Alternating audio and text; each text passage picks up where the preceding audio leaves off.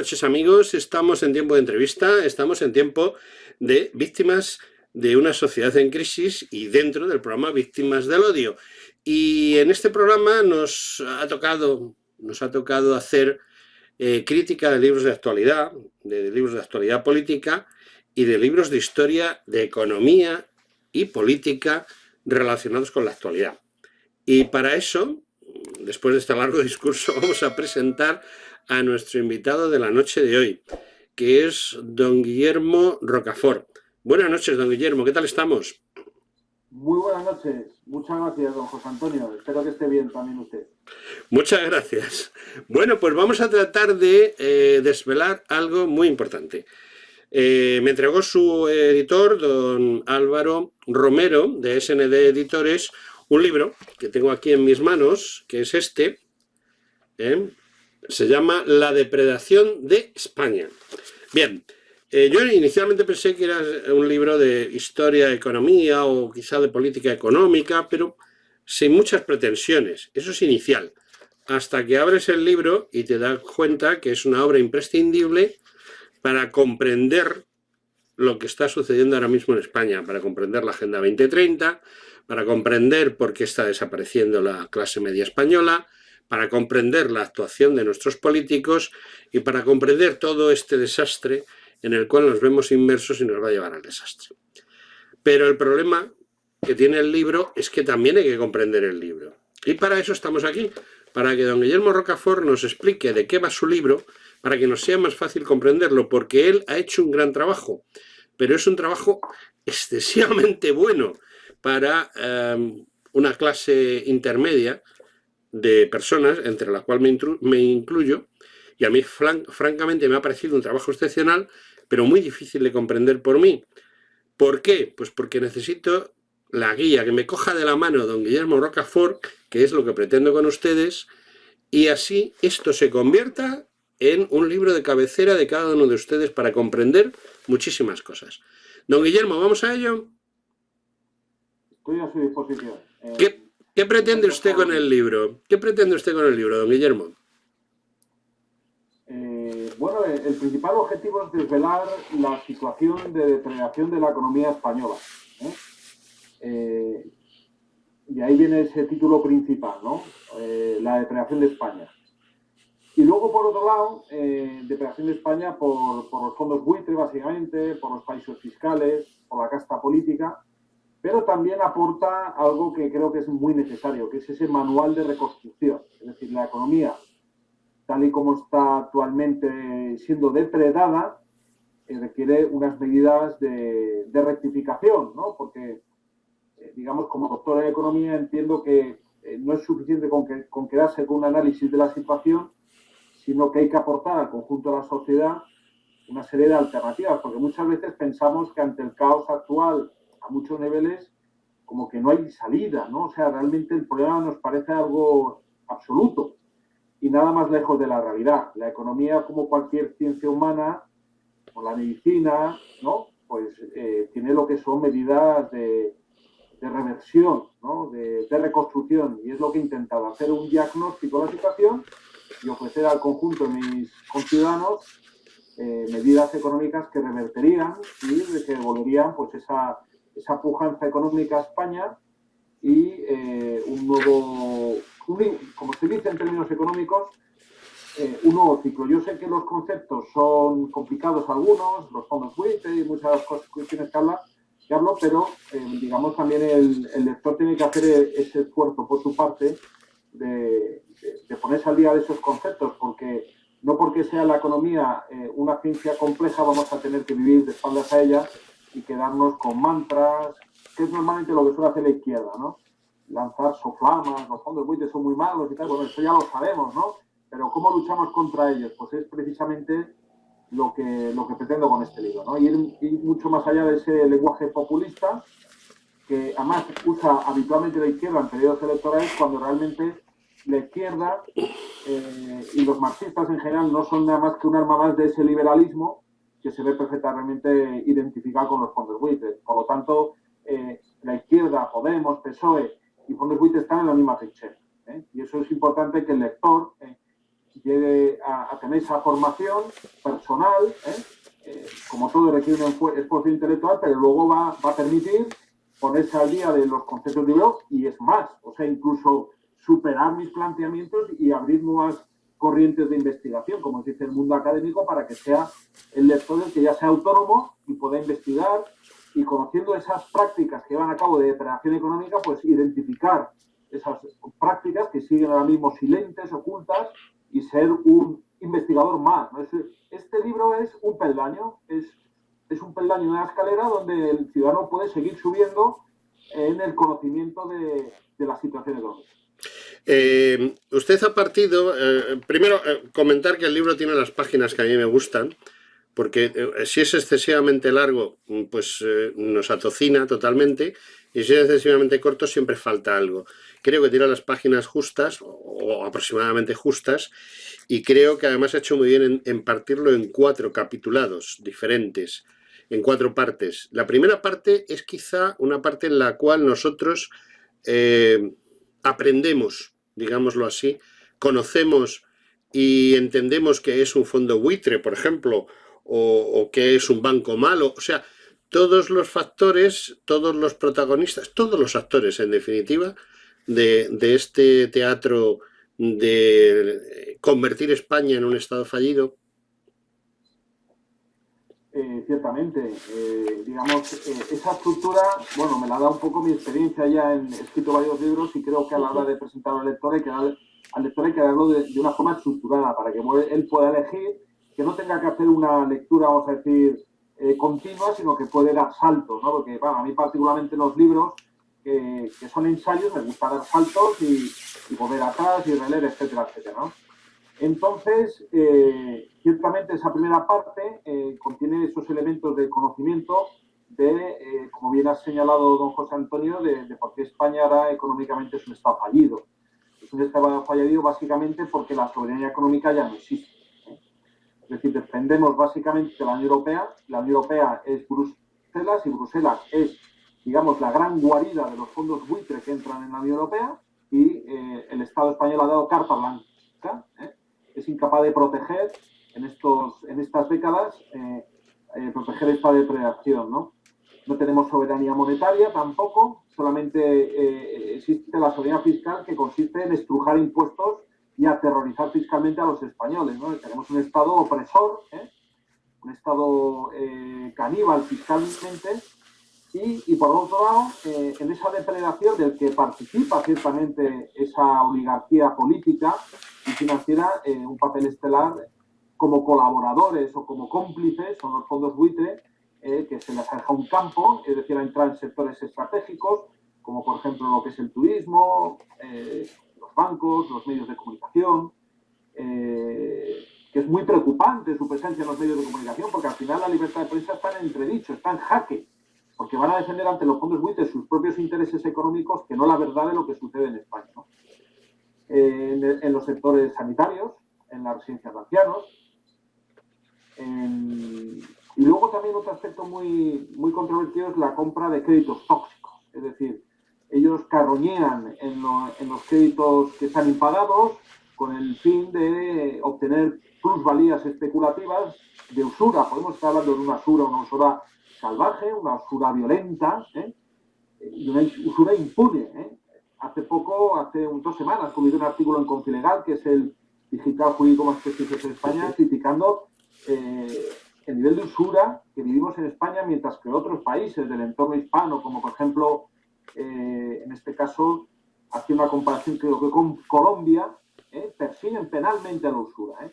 En España, desde esta reforma del Código Penal, creo que fue del año 95, de la izquierda, la extrema izquierda, nos vendieron un gran avance el despenalizar la usura, ¿no? Cuando la usura hay que penalizarla sí o sí, porque socava la economía, y ahora lo estamos viendo, lo que significa esto en un entorno de créditos, digamos, sobre todo a determinados colectivos vulnerables, en unas condiciones verdaderamente leoninas, ¿no? Entonces, bueno, pues intento analizar y presentar que este tipo de fondos, que no se sabe de dónde vienen, no se sabe realmente quiénes son los propietarios, pueden ser centros o métodos de lavado de dinero negro provenientes del delito porque vienen de los paraísos fiscales, no se sabe quiénes son los propietarios. Y al Estado le da igual, ellos con tal de que entren aquí y que haya dinerito, pues les va muy bien.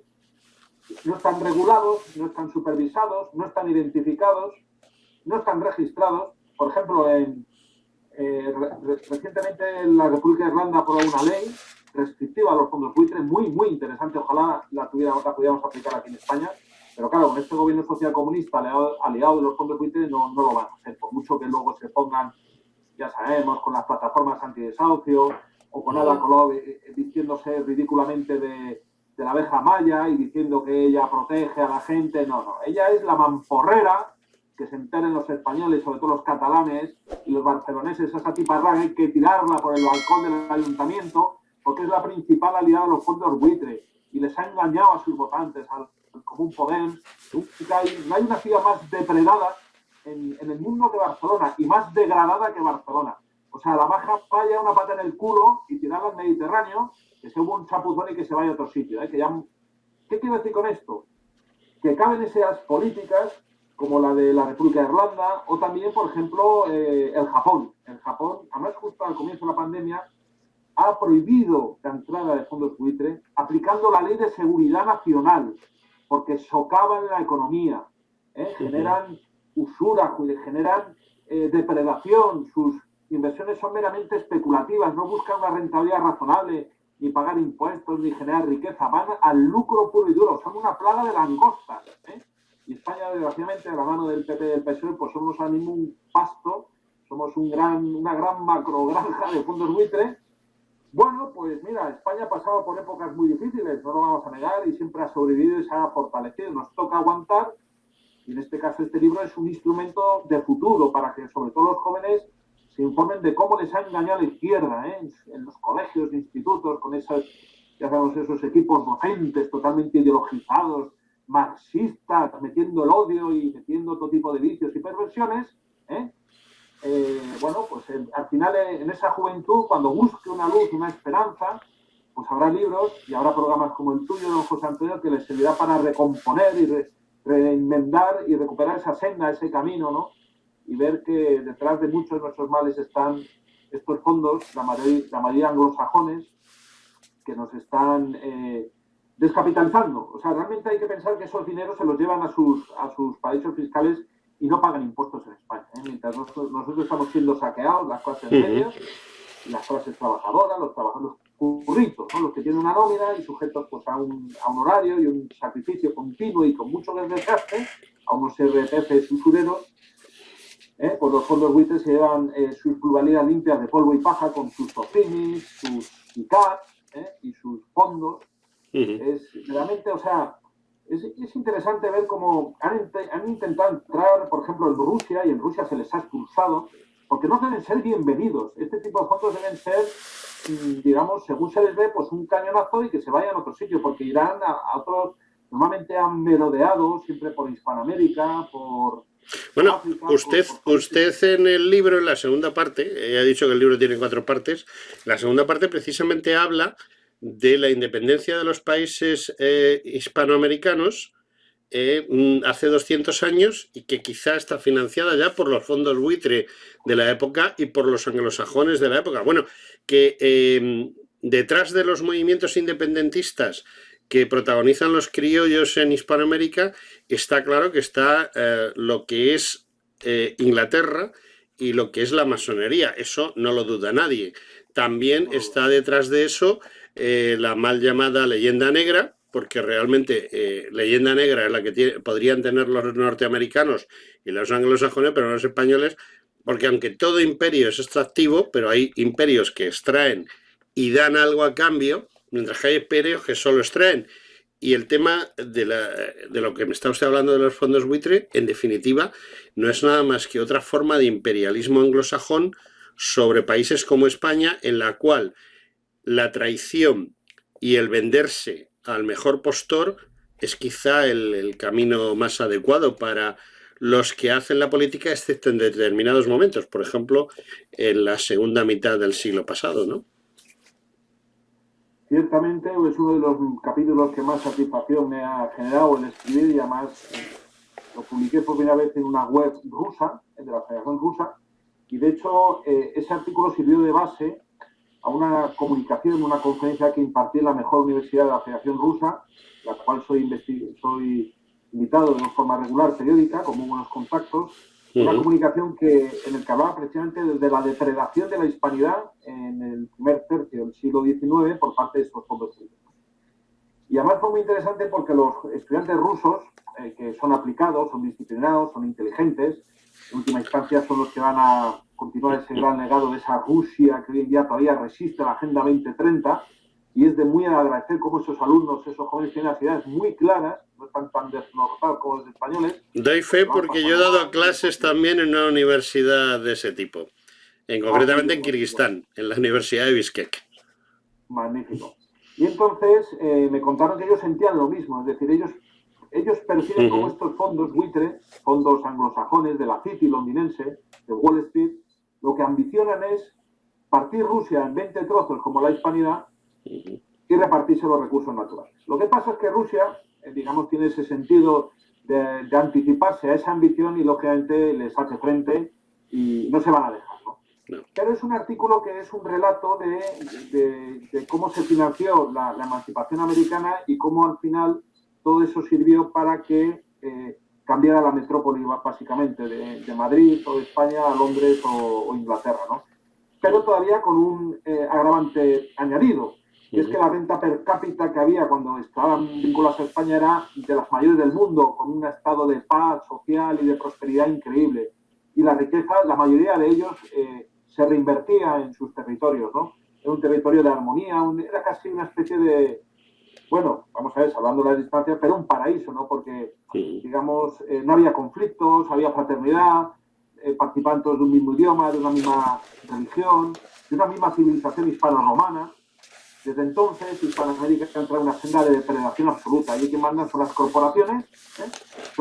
Hoy en día, casualmente, en clase, les he explicado cómo Argentina es un país exportador de alimentos para 400 millones de personas en el mundo y tiene en torno a un 20% de la población en situación de extrema pobreza y de hambruna, ¿no? O sea, ¿cómo se ha llegado a esa situación? Hay que pensar en los fondos buitre. ¿Cómo es posible que los fondos buitre posean estas explotaciones? Yo, si fuera dirigente de Argentina, no sería ni como Macri, ni como Albertito Títere o Albert Títere, y me reuniría con el Fondo Monetario Internacional. Yo iría a las grandes plantaciones y a las grandes macrogranjas y decía, bueno, vamos a empezar a hablar claramente. Vamos a garantizar primero el autoabastecimiento y luego exportaremos. Y si me viene un British o un gentleman, pues lógicamente se lo invitáis. Es decir, no estoy hablando de una nacionalización, pero sí de un replanteamiento, porque es una vergüenza que Argentina, con los recursos materiales y humanos que tiene, esté viviendo en las hambrunas mientras suministra carne de vacuno excelente a 400 millones de personas en todo el mundo.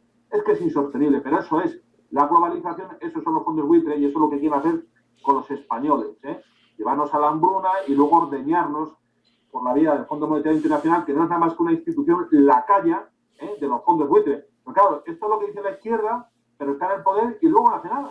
Si es que la izquierda no hace nada. Bueno, mi pregunta es... Y luego enseguida negocian el nuevo préstamo al Fondo Monetario Internacional. Por supuesto. Es importante que los hermanos argentinos e hispanos abran los ojos a esta realidad de la izquierda y también de la derecha liberal y que tengan gobiernos verdaderamente patriotas, nacionalistas, que defiendan a su población y por lo menos la alimentan. Intentando expulsar esos fondos buitre y además ahora mismo el ejemplo está claro. El ejemplo lo vemos en Rusia. Es una nación que tiene ingentes recursos naturales y ha sido capaz de que generar ya casi una autosuficiencia económica. Rusia no necesita a nadie. No necesita a nadie. Es verdaderamente increíble cómo han desarrollado esta economía partiendo de que los recursos de su nación son suyos, son del pueblo ruso. Y los recursos de Argentina son del pueblo argentino. Pero eso los políticos de allí, y cuando hablo de Argentina, pues hablo de muchas naciones hispanas, estamos totalmente infiltrados por esa masonería inglesa y por eso el fondo buitre que es mejor expulsarlos, ¿no? Lo antes posible. Habla usted en la tercera parte de su libro precisamente de eso, de determinadas familias como la familia Aznar o otras familias por el estilo, otros personajes por el estilo, todos ellos anclados en determinados partidos políticos, bueno, en la mayoría de los partidos políticos, no vamos a decir que en todos porque tampoco vamos a ser tan pesimistas, pero sí en la mayoría de los partidos políticos. Es mi postura, sin conocer los datos que usted pone aquí, que luego ya me han reafirmado, es mi pregunta. O sea, por ejemplo, la destrucción de un banco como el Banco Popular Español, del cual yo era accionista y ahí perdí una gran cantidad de dinero. Esa gran cantidad de dinero que tú vas ahorrando para el día que te jubiles, tener un fondo, ¿no? Y bueno, pues los fondos buitres se llevaron gratis mi dinero y los fondos buitre no han entrado aquí, digamos, con oposición, sino que alguien nos ha traicionado de todas maneras. Y concretamente, pues usted habla de, por un lado, el PP y la familia Aznar, y por otro lado, de la izquierda española. Esto no es solo afirmarlo, podemos poner encima de la mesa, decir, esto ha pasado así, con nombres, apellidos, fechas, lugares y demás. Sí. Vamos a ver, ahora mismo hablando del PSOE, que es el partido de gobierno, o sea, la vinculación de Aznar con los fondos buitre es evidente, ¿eh? Es palmaria, o sea, realmente el PP pasó en la Comunidad de Madrid y el Ayuntamiento de Madrid vendió miles de viviendas sociales de la empresa municipal de Bien del Suelo y del IBIMA a fondos buitre de Blackstone y de Fidere. O sea, es que ya no es que tengan negocios con ellos, es que han regalado las viviendas sociales de los españoles más vulnerables. Posiblemente porque han recibido ellos algún tipo de beneficio a nivel personal, ¿no? Entiendo. Hombre, es obvio, es público notorio. Es público notorio y, bueno, de hecho, uno de los hijos de Aznar ha sido un directivo muy importante en un fondo buitre, ¿no? Y eso es un hecho verdaderamente relevante. Y el mismo Aznar ha sido miembro del Consejo de Administración de grandes corporaciones angloamericanas. O sea, realmente eso es evidente, ¿no? Pero volviendo al tema del Partido Socialista, por ejemplo, don Joan Clos, que fue alcalde de Barcelona, mucho antes que la abejita maya esta de Ada Colau, la mugrienta que ha dejado la ciudad de Barcelona, que es una perla del Mediterráneo, que es un campo de depravación, o sea, es una ciudad que ha tenido todo tipo de encanto, ojalá la echen lo antes posible, también al fondo buitre que ya ha llevado. Don Joan Clos, que fue alcalde socialista de Barcelona y luego ministro, creo que de Economía e Industria con Zapatero, ahora mismo es el presidente de la patronal de los fondos buitres.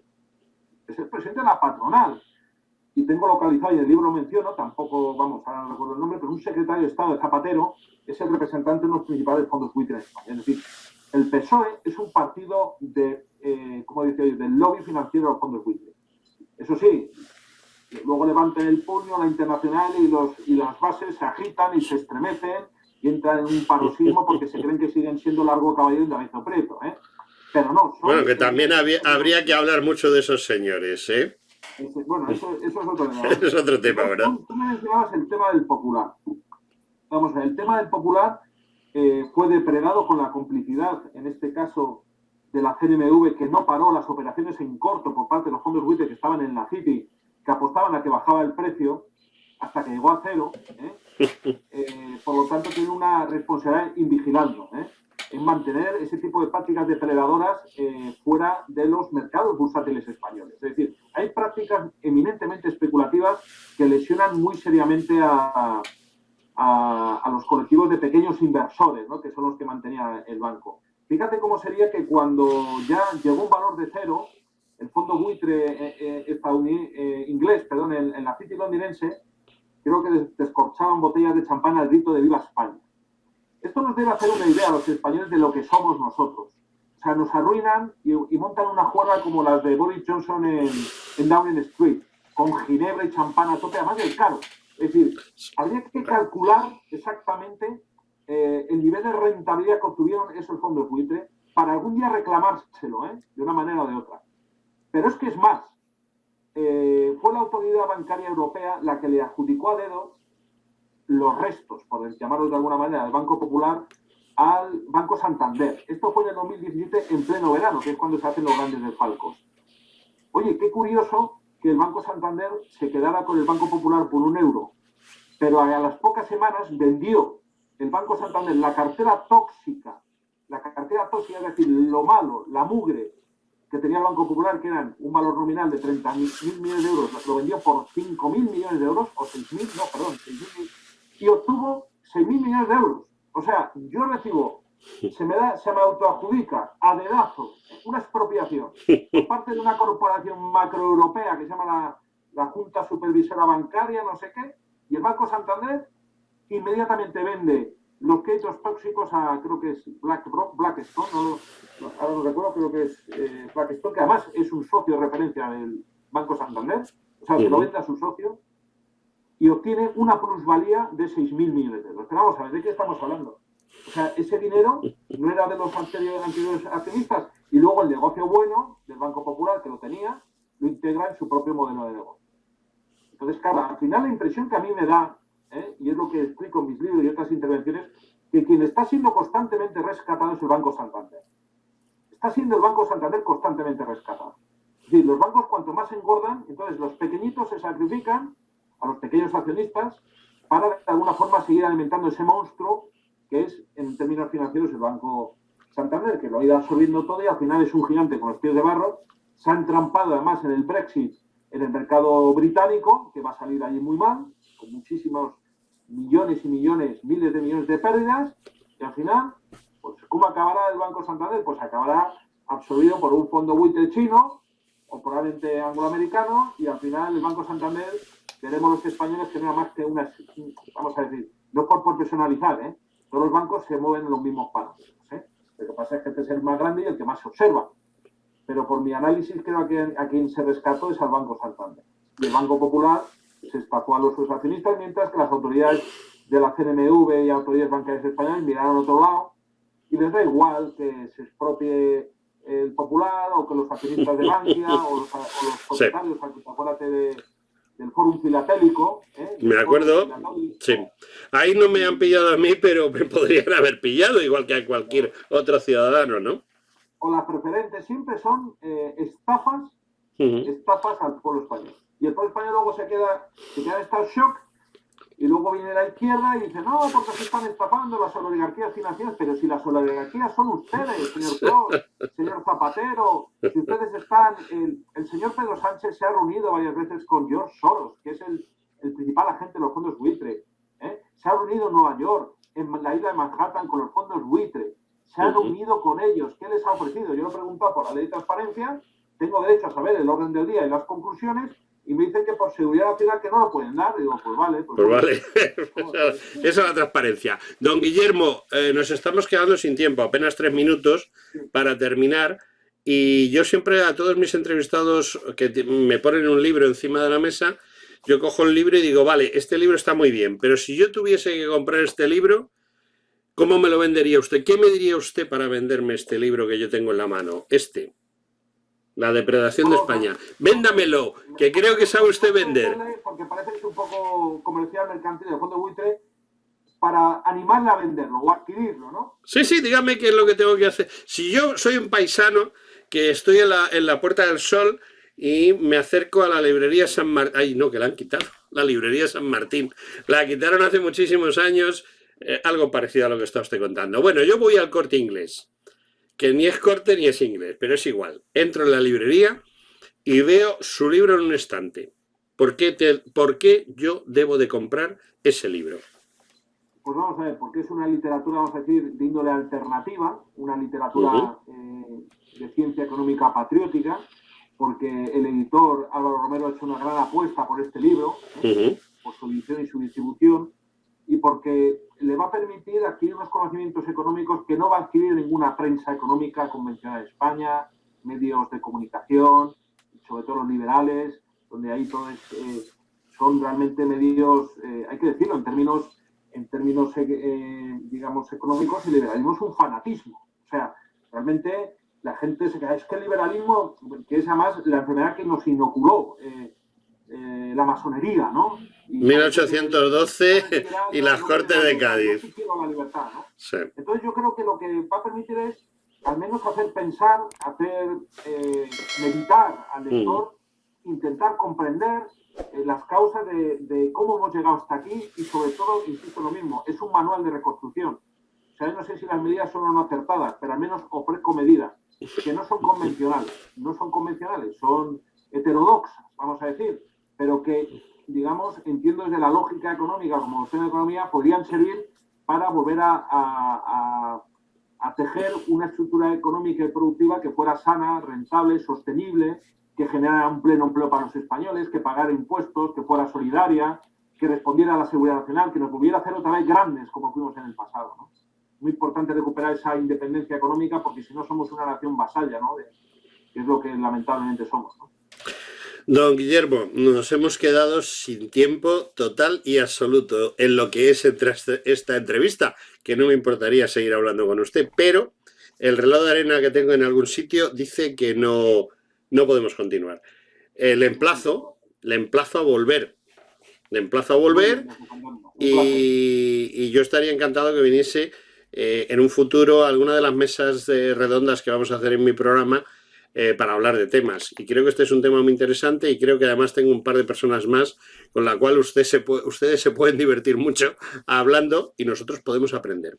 Don Guillermo Rocafort, muchas gracias. Muchas gracias, don José Antonio. Muchísimas gracias. Muy bien, pues hasta otro día.